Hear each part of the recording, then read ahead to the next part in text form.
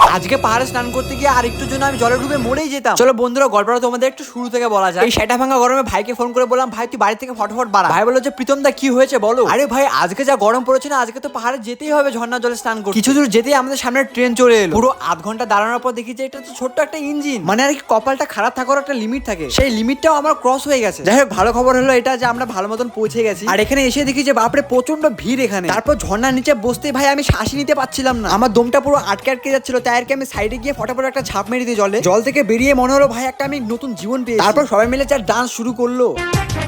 ও টুনির মা তোমার টুনি কথা শুনে না। কিছুক্ষণের মধ্যে গোটা পাহাড়ে ওয়েদারটা একদম ঠান্ডা হয়ে গেল। ওখান থেকে বেরিয়ে আমি বাড়িতে আরামসে ঘুমোচ্ছিলাম, কিন্তু তখনই আমার দুষ্টু বন্ধুগুলো আমাকে ফোন করে বললো যে ভাই ফটাফট আমাদের বাড়ি এখানে আয়। আমি ভাবলাম যে কি হলো রে ভাই, কোনো আর্জেন্ট কাজ আছে নাকি। তারপর এরা আমাকে বললো ভাই চল ফুলবাড়ি গিয়ে চা খেয়ে আসি।